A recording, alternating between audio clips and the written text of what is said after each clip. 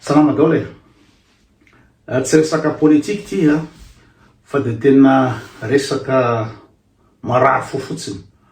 Marary fo fotsiny a, mieritreritra ny ino moa zany anaovan'ny la France ny Madagasikara atsika de mieritreritra ndraiky mpitondra atsika teto anatin'ny firy-taona de baiko ny tiranga ty. Ka mamparary fo le izy, tsy resaka politika ny resahako a, fa de mieritreritra le Madagasikara maninona loatra re Madagasikara de ataon'olona tsisy fotony. Maninona loatra re ny mpitondra malagasy no azon'ny la France anaovana zay tiana anaovana azy. Satria sendra mijery actualité eto, voadiny telo zay dray fotoana Macron ino moa zany mitatatata mitsangana any amin'ny ino moa zany any Groenland any hoe soutenir ny souveraineté ny Groenland ny Macron souveraineté. Fatareo nga mandika souveraineté zany fa hoe firenena anankiray a tokony manana mahezy azy sy maleo tena. Any tiranga ty a no miresaka souveraineté. De raha jerenareo ato, le Groenland n'est pas un territoire à vendre aux izy a. Cette semaine, Macron a rappelé le principe fondamental de Nuuk. Le Groenland appartient à son peuple. Any zany Macron zany miaro ny firenena sasany zay anaovan'ny olona tadiavin'ny ino moa zany ny Amerikanina kitihana zany a, de Macron mitsangana. De mahoana moa zany tsika gasy, tsika zany vongandity vongakay zany tsika n'izy pasy bodiny fotsiny azony atao zay tiany atao a. I Macron no miantso ny colonel, ahoana lesy le ino moa zany le fifidianatsika ao aleo ijanona foana ny ordre constitutionnel zay karakara fifidiananareo any amin'ny olona izy amin'ny Ukraine. Ino moa nadevany Macron any amin'ny Ukraine io de milaza izy fa ny Russiana manao envahissement ny Ukraine, manao ino moa zany violer ny état ukrainien, violer ny souveraineté any izy mitatatata. Itsika moa zany, tsika zany efa tsy olombelona tsotra ny tena marina, tsika gasy zany tsisy fotony azony atao zay tena anaovana azy. Fa raha olo kafa peuple hafa any Groenland de mitantsehatra izy hoe tsy amidy io tsy azo atao miditra ny firenen'olona. Ka zay a tena mamparary fo, tena maratra mihitsy ny foko mieritreritra an'izany. Fa nareo koa tsy de miraharaha loatra ny firenena nareo fa toatra ny samy vitavitany daholo ny fiainanareo, fa tsara reto tena marary mahita zavatra zao. Ilery manao ingérence ny président malagasy de nationalité française de omeny lery fotsiny. Tsy nafeno fepetra koa ny Rajoelina amin'ny nationalité française. De inareo hoe be de be nareo gasy ao France mangataka nationalité française, fantatrareo ahoana ny jaly mahazo nationalité française zany. Jaly sy amerdement sy avonavona sy fafilafilana agnatin'ny firy taona mangataka. Nefa gasy fa mipetraka 10 taona 10 taona any France any. Any Rajoelina tsy nipetraka tankory, asany 2 taona de tsisy raison de ino ny nationalité française. Ameny zany ahafahany any Rajoelina mitatitra ny arena rehetrrehetra, mampiasa ny entreprise rehetrrehetra frantsay ino moa zany aso Madagasikara. De rehefa tsy tian'ny olona tsony any Rajoelina satria mafy loatra le fiainana, fantatry ny gasy rehetrrehetra fa mpanao kolokolo mpamadika tanindrazana, tsy tokony foloa koa any Rajoelina tokony izy. De dictature ataony any Rajoelina, volon'olona ataony any Rajoelina, fanagadrana ataony any Rajoelina, tondra faisana tanteraka ny gasy. Firy eo nytonony ibaba eo ny listra ny gadagadrany any Rajoelina sy potehana fiainana. Zao i malama tena simba tanteraka ny fahasalamana, simba tanteraka lery. Ohatra zany ry izy moa Roly Mercia, ry Berija, Matiana rehetrarehetra, zany ny abibino nataony any Rajoelina tao de lery mampitsoka ny any Rajoelina. Miresaka souveraineté izy io, de zany ny antsoina hoe ingérence. dia ny matsisy fotony antsika malagasy dia zao mandefa avion militaire français izy miditra ny territoire gasy zany hoe tsika zany tsy manany tsisy fotony zay tsisy fotony dia ny ordre azon'le miaramila le parachutiste à la réunion dia hoe raha misy oalaoala ao dia tifiro ery zalahy miditra ny firenen'olona hafa zany ingérence sy non respect de la souveraineté no manome ordre hoe tifiro reo gasy reo ohatra ka manahaka ny andrajoelona mampahelo nge zany ny pire dia misy demandena inona moa zany enquête parlementaire mikasy zavatra hoe ahoana moa avion militaire frantsay no ampiasainy lesiny anavotana criminel Madagasikara any fa io enquête ino moa zany enquête parlementaire io sénatorial angamba liza tsy diso tsisy miraharaha France tsisy miraharaha ary nareo eritretra zay mipetraka France zay mpanaraka vaovao frantsay ohatrany hoe TF1 na France 2 fa mony fata Madagasikara tsisy resaka mihitsy satria amin'ny frantsay tsika dia fotony tsisy fotony mba tsy hiteny ratsy andrany androany nefa le olona manindry atsika io mbalao tsinitsinina atsika io mba ahoana moa zany la France zany atoroko anareo ahoana zany la France zany. La France est en train de tomber. La France, 7e puissance mondiale, mais en train de s'effondrer, voici pourquoi. Dette publique, 3100 milliards d'euros, 112% du PIB. Ça veut dire que chaque Français doit 46 000 euros avant même de naître. C'est absolument énorme. Déficit record, moins 5,5% en 2024. Concrètement, l'État dépense 154 milliards d'euros de plus qu'il ne gagne chaque année. On vit à crédit permanent. Désindustrialisation massive. 25% des usines ont fermé en 20 ans. On produit de moins en moins sur notre territoire. On importe de plus en plus de l'étranger. Résultat, on perd notre indépendance économique. Services publics en crise profonde. Hôpitaux complètement saturés. Des écoles qui manquent de moyens. Des infrastructures vieillissantes. L'argent part dans le remboursement de la dette. Mais où sont les résultats concrets? Pourquoi la France?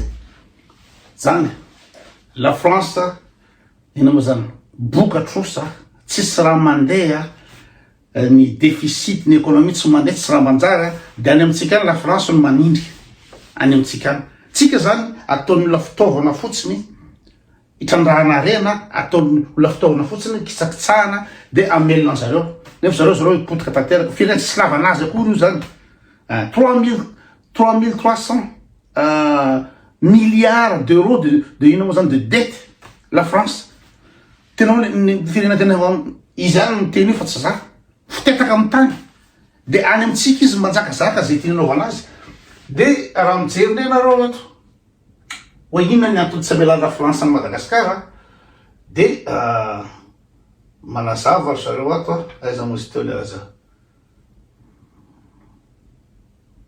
Macron Madagasikara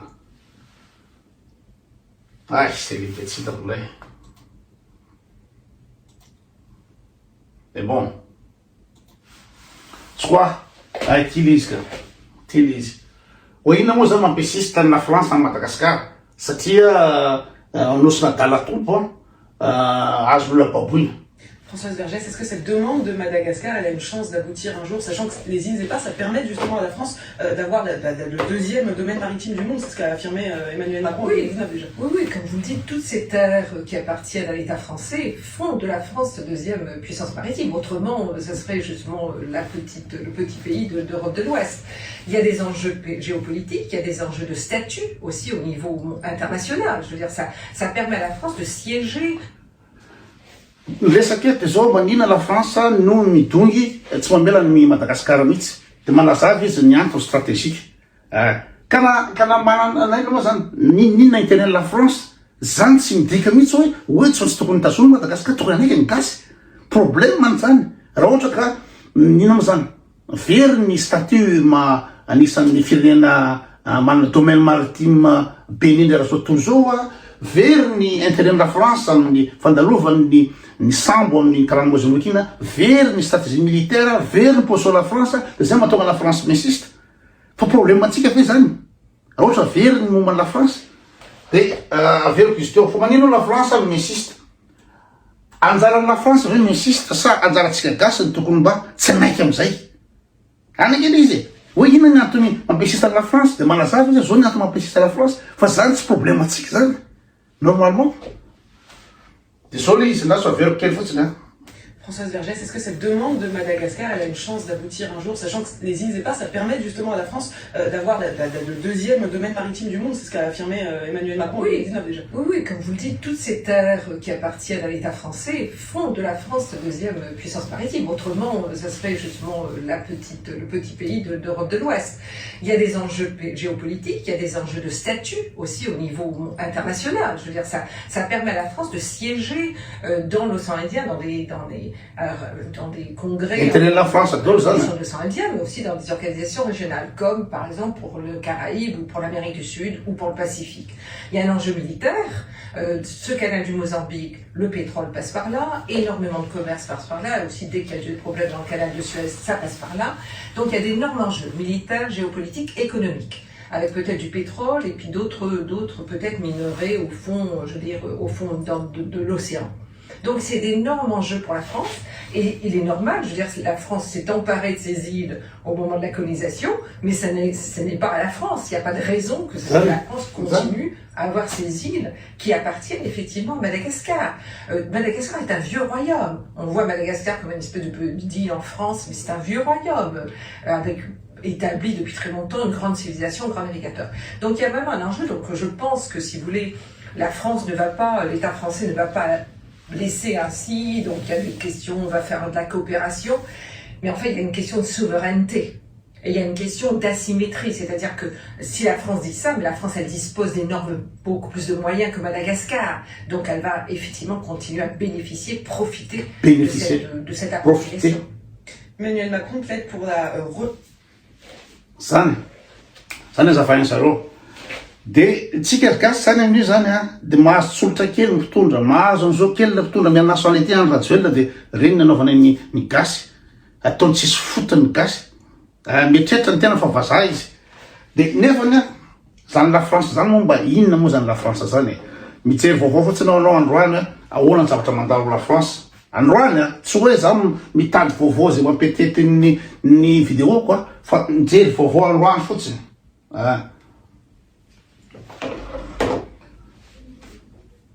so aiza mosy teo Vidéo chaud.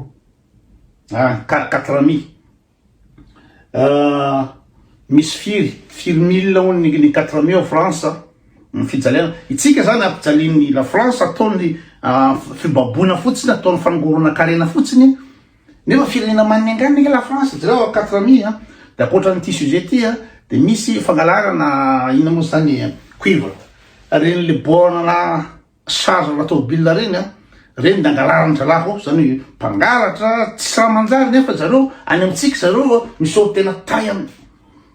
Puis on attendait sur la nuit. D'habitude, je sors sur du béton ou du Faut boulot. voir le droit. À Paris, devant l'hôtel de ville, une centaine de femmes et une quarantaine d'enfants attendent dans le froid. Ils cherchent un abri pour la nuit. Parmi eux, cette mère divorcée et son fils de 5 ans. Je suis dehors, je fais rien, je dors dehors, c'est pas bien. Avec les froids là. Qu'est-ce que tu préférerais, toi? Zero de farany natao mihitsy zay maintimainty hoditra sy le silamo no avoaka raha vao misy 4 000 anapofolo hoe fo problème ny étranger daholo ny fahatrana rehetrretra nefa any amin'ny étranger any izy no mangalatra sy manonga ampanjakana sy zavatra ataona tresaka zao fidina mihitsy le saro alaina. À Paris, il gèle la nuit, mais le plan grand froid n'a pas été activé par la préfecture.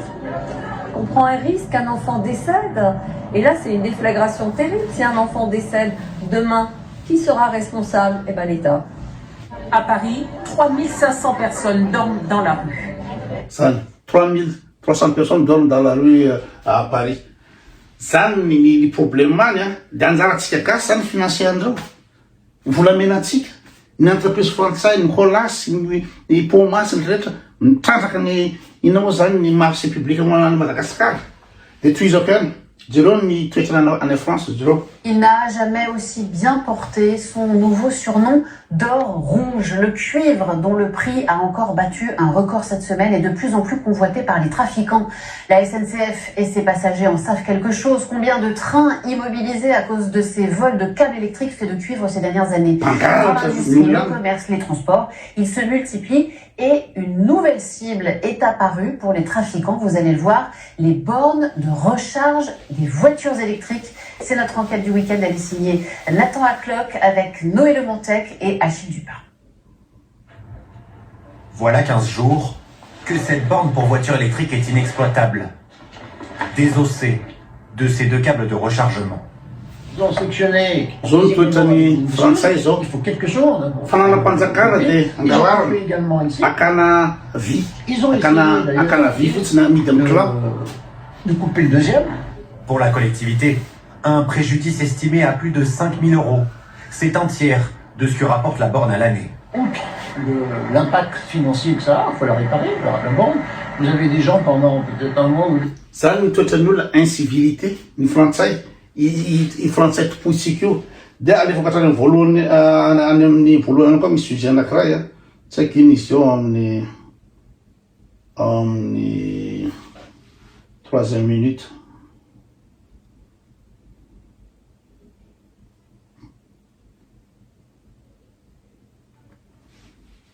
Les précipitations ont été 4 à 5 fois supérieures à la normale.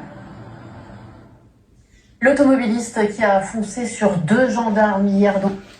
Tesoro, je m'en arrache, ni isaky ny 20 minutes ony misy ny frantsay tsy manaja asan'ny polisy mijanona de mitsoka. De tamin'ny androany zany momaly de domindra laha mihitsy le polisy zany lena moa zany le toetra zany zany incivilité, délinquance, filena maningany. Pour les Vosges est toujours activement recherché. Ce soir, il a réussi à prendre la fuite après avoir percuté à 2 reprises les motards qui tentaient de le contrôler. Mais leurs jours ne sont pas en danger. Une enquête pour tentative de meurtre a été ouverte. Éric Pelletier, Lison Zimmer et Léo Didier Kellner. Un banal contrôle routier qui dégénère hier après-midi dans les Vosges. 2 motards de la gendarmerie tentent de contrôler une voiture près d'Épinal. L'automobiliste fait mine de s'arrêter et se range une première fois sur la bande d'arrêt d'urgence près de cette station-service. Mais brusquement, il fait machine arrière et percute un premier gendarme. Une course-poursuite s'engage avec son collègue jusqu'à une intersection près de Griport, une dizaine de kilomètres plus loin. Le motard... Et Thomas, que sait-on ce soir de cette agression? Bon. Ça ne sonne problème. C'est ça, zavatra tiako resahana androany hoe tsika ve zany ry zareo de tsy mba ho tonga saina mihitsy tsika ve zareo anatin'ny firinjato taona ny ararotan'ny la France nandevoziny aloha ny gasy rehetrrehetra naondrina ny la réunion hiasany amin'ny ina moa zany ny fambolena fary ny gasy rehetrrehetra nataony andevona nalefa antrany Argentine vitany ina moa zany ny fanandevozana any gasy de niditra amin'ny colonisation indray izy de territoire rehetrrehetra io zany de la France daholo io de ina moa zany tokony ny gasy tamin'ny 47 de jereo naova la France anazy ny massacre iny de atramizao zany tsika zany de mbola zay tiany la France atao de mbola ina moa zany matikambory tsika hoe francophonie. Raha vao misy resaka francophonie fa maninona moa zany tsika no mankalaza amin'ny francophonie fitentsika ve le teny frantsay de tena tsy hitako mihitsy atao mankaleo be tena mankaleo be le gasy ataony la fitaovana ambanin'ny olona io le zavatra teny mikasikany izy moa ny zavatra ataony la France Macron any amin'ny olona any izy miteny souveraineté Madagascar zany tsy miexista vongandity zany Madagascar de mahatonga an'io de avy mpitondra ihany mpitondra zany azo omena tsolotra kely de zay tian'olona atao fa tsy reo nanaovan'ny Maurice ny ry Ravatomanga tsisy tsolotra zany any nefa firenena kely oatra Maurice io tsisy marôle rany fa ny tsika zany de rôle dôle fa manambola sur dôle ray